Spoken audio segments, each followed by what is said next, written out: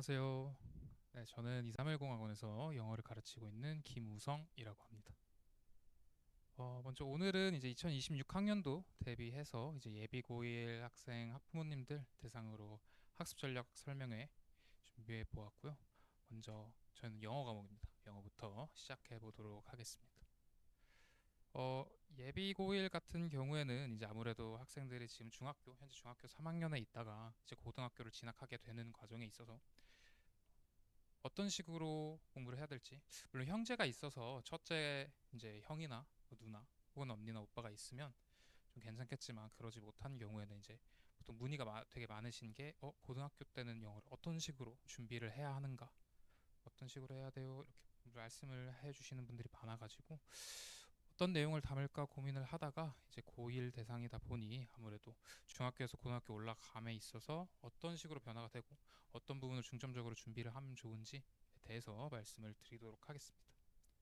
자, 먼저 중학교 영어와 고등학교 영어 차이점 말씀드리도록 하겠습니다. 중학교 같은 경우에는 지필평가라고 하면, 중간고사, 기말고사 지필평가라고 하면은 보통 한 시험당 범위가 교과서 2과 정도가 들어가요. 거기다 이제 추가적으로 이제 학교에서 나가는 프린트물 정도인데, 그것도 대부분 거의 교과서 내용에 약간 추가적인 것들이고요. 보시면 교과서가 그럼 어떻게 구성이 되어 있냐? 저희 지금 대한민국 교과서, 지금 출판사에서 쓰는 교과서들마다 다 동일한 게, 다 뭐 1과부터 8과까지 구성 이렇게 다 비슷하거든요. 그래서 중학교 시험 같은 경우에는 이렇게 2과 정도가 시험에 들어가는데, 그 2과에 본문, 그 다음에 이제 대화문, 그리고 목표 어법, 이 정도 파트가 있거든요. 그리고 각 과별로 한 과마다 목표 어법은 2가지씩 이렇게 존재를 하고 있습니다. 모든 출판사마다 이 교과서 형태가 비슷하기 때문에 중학교 때는 영어가 이제 시험 범위를 미리 어느 정도 예상을 할 수가 있어요. 예상을 하고 공부를 할 수 있기 때문에 비교적 되게 수월하다라고 할 수 있겠습니다. 그래서 단순히 암기만 하면, 본문을 외우고 출제 어법 포인트들을 암기를 하고, 그리고 그로 인해서 시험 문제에 적용만 하면 되는 부분이라, 이게 단순 해석, 기계적 풀이, 단순 암기만 해도 충분히 고득점이 가능한 시험이다라고 생각이 됩니다.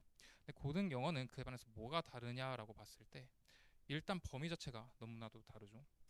범위 같은 경우는 보통 교과서 하나 내지 일반적으로 2과가 똑같이 들어가고요. 거기에 더해서 이제 학평 지문이나 학력평가, 뒤에서 설명을 드릴 건데, 학력평가 지문이나 아니면 그 교과서 외에 부교재를 쓰는 학교들이 있습니다. 그럼 부교재에서 쓰는 그 학교에서 거기 지문에 문제들이 있거든요. 그 지문들이 또 추가로 들어가는 경우들이 있어요. 그럼 교과서 2과 외에 학력평가 지문, 그 다음 부교재 지문까지 적게는 20개 내외에서 많게는 한 4, 50개까지도 들어가는 학교들이 있죠. 그러면 양만 봤을 때 중학교와 고등학교 교과서 본문 자체만 비교해도 양이 3배 이상 차이가 나거든요. 당연히 학년이 올라갔으니까 어려워졌겠죠. 그거에 더해서 학력평가 지문들이 이렇게 수십 개가 들어가니 이걸 일단 암기 자체가 불가능하다라고 볼 수 있습니다. 그리고 영어만 시험 보는 게 또 아니다 보니까 다른 과목도 점점 어려워지고 양이 많아지다 보니까 고등학교 시험은 단순히 암기해서는 푸는 게 불가능하다라고 말씀을 꼭 드리고 싶고요. 그럼 이제 어떻게 해야 되냐? 거기에 더해서 암기도 불가능하거니와 지문 자체가 우리 학교에서 주어진 대로 그대로 출제가 되지를 않아요. 어휘나 지문들이 바뀌어서 변형해서 출제가 된다고 하는데, 변형해서 출제되는 경우들이 있거든요. 그러면 설령 암기를 다 완벽하게 했다고 해도 그 변형에 대해서는 우리가 미리 암기만으로는 대처할 수가 없다라는 거. 그래서 아이들이 이제 고등학교 올라서 시험을 보면 어떻게 되냐면, 다 외웠는데, 중학교 방식으로만 했다면 다 외웠는데 왜 처음 보는 것 같은 지문이 있지? 이 경우가 생기게 돼요. 그럼 그렇게 처음 보는 지문, 설령 처음 보는 지문이더라도 그거에 대해서 분석을 하고 어디가 중요한지, 이 정답의 근거가 어디가 되는지를 찾을 수 있는 그런 판단력과 사고력을 요한다라고 볼 수 있겠습니다. 이렇게 중학교 영어와 고등학교 영어는 차이점이 일단 지필평가만 봐도 너무 크기 때문에 그 부분에 있어서 먼저 선제적인 그런 대비를 해야 된다라고 말씀을 드리고 싶고요. 그러면 고등학교에 올라갔을 때 이제 영어 시험에는 어떤 것들이 있는가에 대해서 말씀을 드리도록 하겠습니다. 첫 번째는 이제 지필평가이고요. 중학교 때 내신 봤던 것처럼 똑같이 내신 고사들이 있고요. 두 번째는 이제 수능 영어라고 표기는 했지만 이제 학력 평가입니다. 학력 평가 같은 경우에는 이제 수능을 모티브로 연습을 하는 거다라고 보시면 돼요.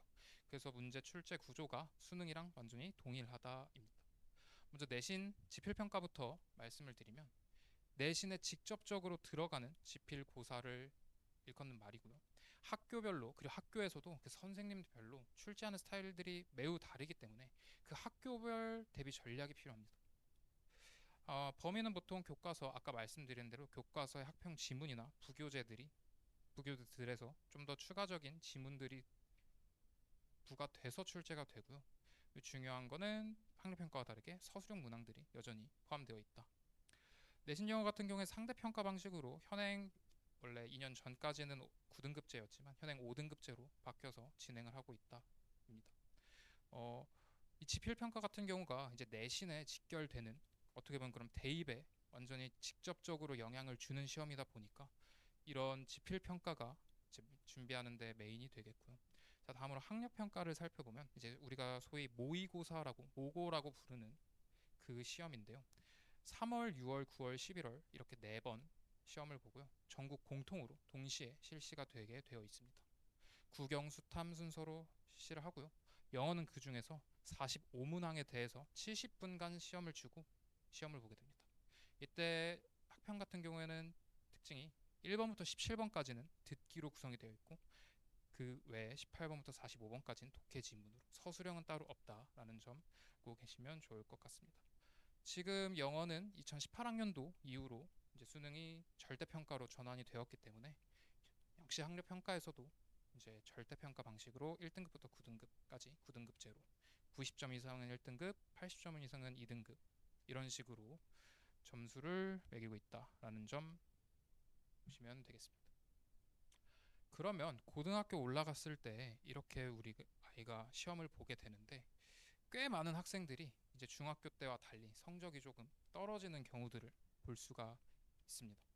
어느 경우가 있냐면 첫 번째는 방식의 오류라고 해서 그러니까 중학교 때 그 암기하던 그 습관 그대로 그냥 단순히 주먹구구식으로만 공부를 하는 경우입니다. 그 경우에는 중학교 땐 당연히 양이 적고 예상 가능한 범주기 때문에 그게 적용이 가능했지만 고등학교 때는 아까 말씀드렸다시피 내용이 너무 방대하기 때문에 그게 불가능하다라는 거 꼭 알고 계셨으면 좋겠고요. 그 다음은 당연히 일반적으로 기본적으로 얘기하는 이제 그냥 피지컬적인 기초 체력이죠. 그러니까 기본기가 아직 완성이 되지 않은 친구들입니다.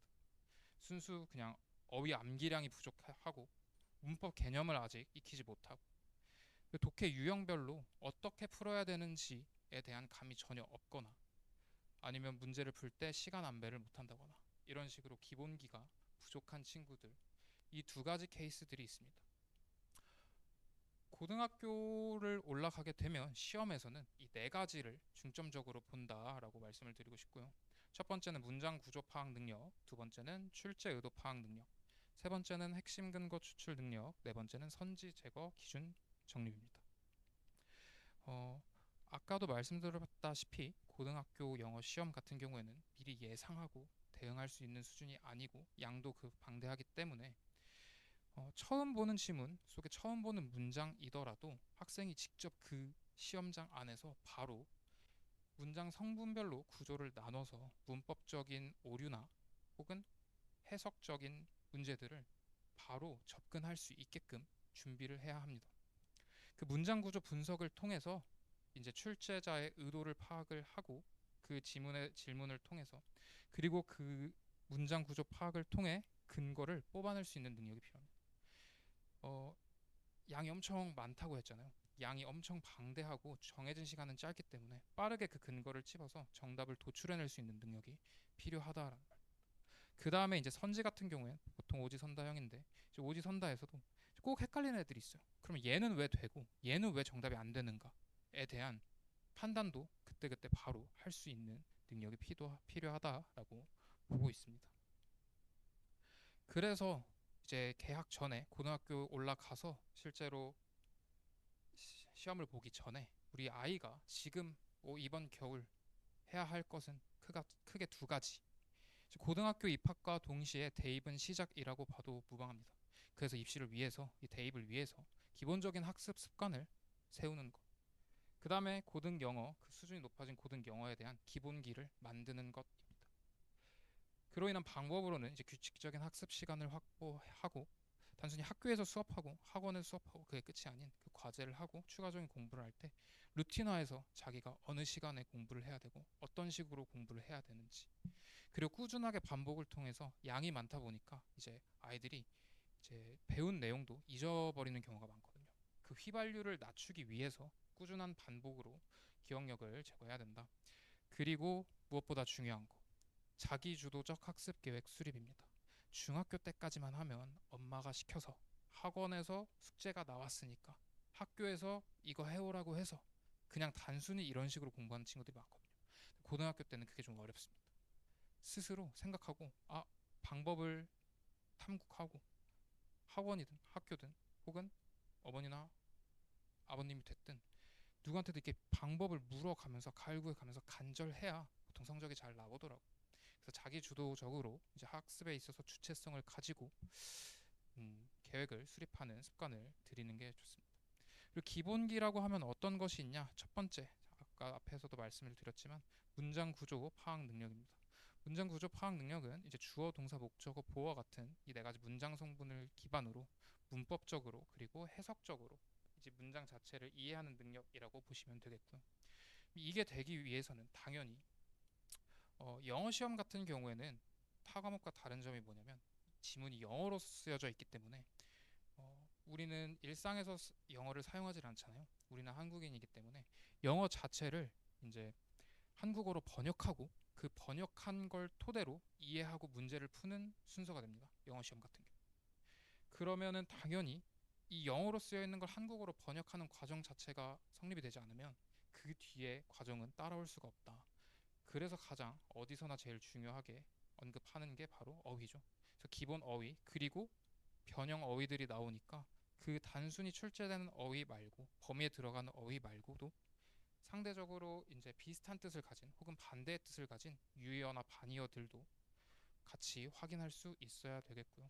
그다음 자주 출제되는 준동사라든지 관계사라든지 동사의 수태, 시제들과 같은 이런 핵심 문법 개념 정리 또한 필요할 것이다라고 생각을 하고 있습니다. 그다음 마지막으로는 이제 수능 학평에 있어서는 그 독해 지문을 보면 대입하, 뭐 빈칸, 순서배열, 뭐 추론 문제 여러 가지 종류들이 있거든요. 그럼 그 글마다 읽어야 되는 방식이나 그 근거를 찾아야 되는 방식이 다 상이합니다. 그렇기 때문에 지문마다 이 문제마다 어떠한 유형이고 그 유형마다 어떤 식으로 읽어야 되는지 이 독해 전략을 체화하는 과정이 필요하다. 이런 것들이 기본기라고 할 수 있겠습니다. 그러면 저희는 이제 올 겨울에 이제 대입을 시작하는 입장에서 그런 것들이 중요하다. 고교 영어에서는 영어 시험에서는 이런 것들을 주로 평가한다라고 말씀을 드렸는데 그럼 그 부분에 있어서 저희는 어떻게 준비를 하고 있냐 수업에 대해서 말씀을 드리도록 하겠습니다. 일단 제가 직접 진행하는 수업은 고등영어 기초 다지기이고요. 수업 일정은 1월 6일 다음 주 화요일부터 개강을 예정하고 있습니다. 기간은 총 8주, 매주 화요일 목요일 날 6시부터 오후 9시까지 진행을 하고 있기 때문에 총 16회차 수업이 되겠고요.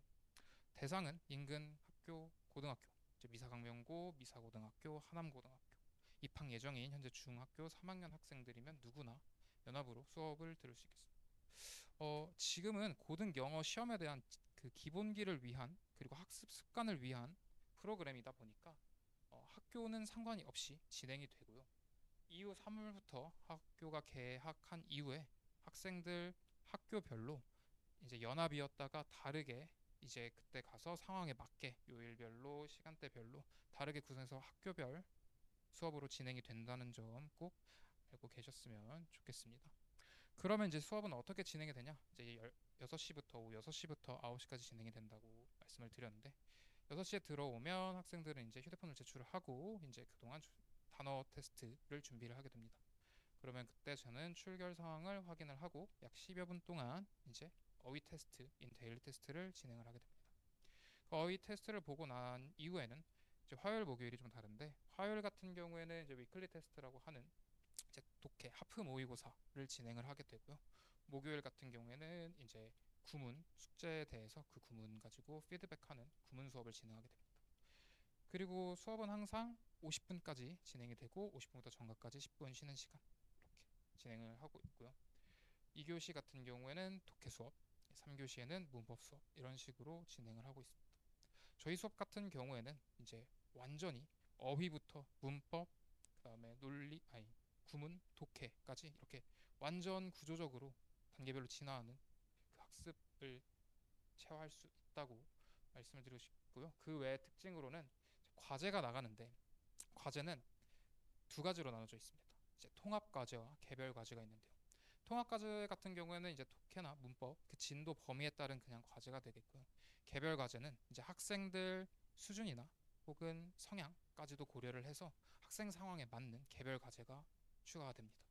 그래서 과제는 통합 과제와 개별 과제로 나눠져 있어서 연합이어도 학생들 개별로 맞춰서 나갈 수 있다는 점 꼭 기억해 주셨으면 좋겠고, 관리 측면에서 말씀을 드리자면 이제 일일 테스트, 주간 테스트를 보잖아요. 그럼 이제 테스트 결과에 따라서 이제 일정 수준을 넘지 못하거나 혹은 추가로 학습이 필요한 학생들 같은 경우에는 이제 정규 수업 시간이 종료된 이후에 재시험과 그리고 클리닉 신청을 받아서 제가 직접 강사 클리닉 진행할 예정입니다. 그리고 이외에 이제 학생들이 수업 시간 외에도 질문이 많을 수가 있어서 제가 개인적으로 카카오톡으로 이제 팀 채팅방 운영하면서 수시로 질의응답 받아주고 있으니까 수업 외 시간에도 질의응답이 가능하다는 점 특징이라고 알고 계셔주면 감사하겠습니다. 네, 이렇게 해서 소개는 마치도록 하겠고요. 저는 현재 서울 강동구 지역부터 여기 경기 하남 미사 지역까지 현재 만으로 5년차 영어 강사입니다. 5년 동안 이제 중등 내신부터 이제 고등 내신 그리고 수능 영어까지 모두 다 수업을 진행한 경험이 있고요. 지금 여기 2310 학원에서는 이제 고등 내신을 전문으로 이렇게 첫 수업을 진행하게 되었으니 많은 관심 부탁드린다는 말씀 끝으로 저는 그 경험을 토대로 꼭 학생들 이번 출발부터 믿고 맡겨주시면 결과로 증명하는 한 해 될 수 있다는 말씀 드리면서 오늘 설명회 마치도록 하겠습니다. 감사합니다.